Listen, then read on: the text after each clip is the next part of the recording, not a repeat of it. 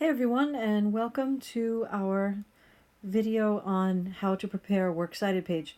A long time ago, the works cited page used to be referred to as a bibliography, and a bibliography was basically a list of the works that you consulted during the course of your research. Today, we simply call it a works cited page because it's a list of all the books that you, or articles, that you consulted during the course of your research. So think about it in those terms. Later on, when you're typing your paper, if you are citing someone or a line from a poem, if it appears in the paper, then it has to be on works cited. There is a reciprocity between the two ideas that will come into play. So if you're going to quote from somebody and that person doesn't appear on works cited, then you're not going to get full credit for your research. Okay? Up to this point, you had consulted 5 critics, and we called these critics secondary sources. Well, now we're also going to ask you for your primary source. And your primary source, as you know, is the volume of poetry.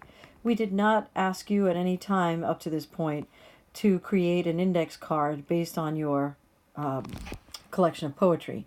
But perhaps you could do one on your own just so you can see how this would all work out. I would probably number this 6 because if we did 5 already, this would naturally be the next card. And let's pretend that our author is Maya Angelou and the name of her collection. Okay, that's Maya Angelou. The name of her collection is called Collected Poems. I'll underline that. I would put the publisher and the publication date, and I would have a period. And this is assuming that this is a book, a hard copy book, which is great.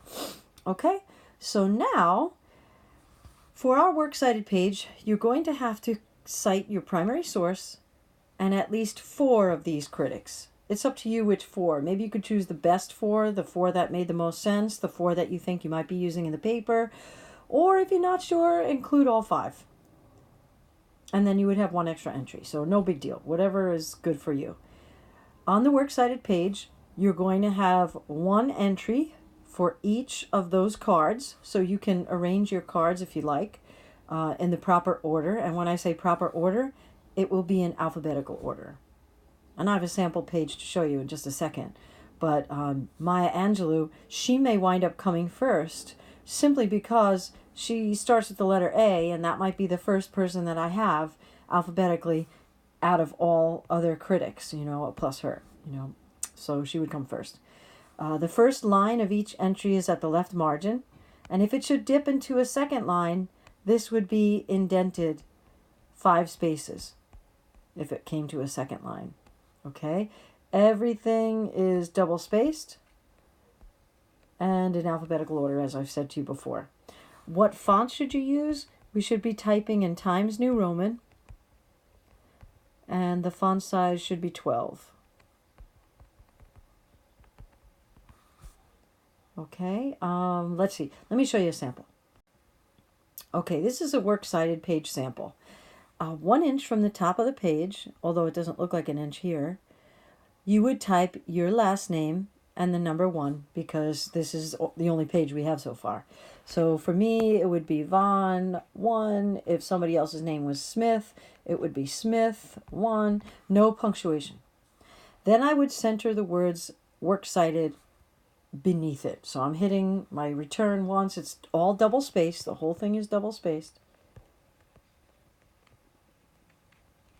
And notice the only things that are capitalized are the W and the C. There's no bold, there's no underline, there's no quotation marks. It's just works cited. That's it.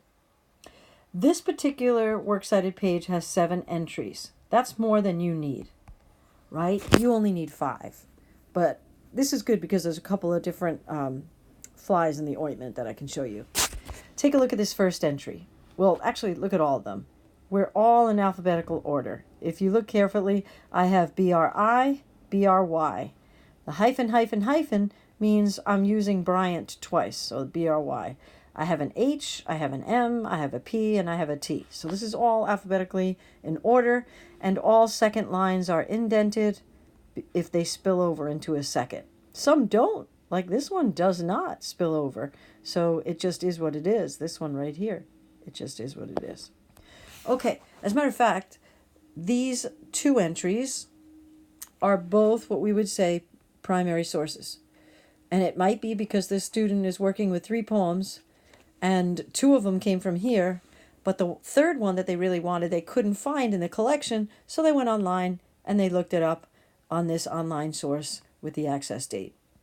So the hyphen, hyphen, hyphen tells you that this is a repeat of the guy before it. This is William Cullen Bryant again. The collected poems, editor, publisher, publication date, because that's a book. So I have 2 primary sources. I've got critic, critic, critic, critic, and critic. Some of you might notice that this is a quote taken from the introduction of that collected poetry book. If you've done that, just ask yourself, which writer came first, alphabetically? For example, I have William Cullen Bryant's collected poetry, and this guy named Edward Marshall wrote the intro. Because M comes after B, I'll put all of the textual information under Bryant, and when it comes to Marshall, I could do an abbreviated one. I can do simply the word introduction in quotation marks. CP denotes the full title. I don't need the editor, I don't need the publisher, I don't need the publication date, but I do need the page numbers for the intro. Everything else that's here, you'll notice this was an online web source that we got from the Gale group. This is an online web source from Bloom's. This one is from Poetry for Students. And this one, let's say I decided to consult my iBook, and I looked at the little introductory blurb about the poem Thanatopsis, and I like a quote from that little introductory blurb. And there's no real critic to whom I can give attribution, so I will alphabetize it according to the title of the article. And then I have American Literature, iBook, Kellenberg English Department, 2016, and that's the page number for the little blurb on Thanatopsis. Okay, so I hope that helps. If you have any questions, definitely come and see me. Otherwise, just remember that it's all double-spaced. You're going to use Times New Roman. You'll have your volume of poetry plus 4 critics, so that'll wind up being 5 entries altogether. Okay, good luck.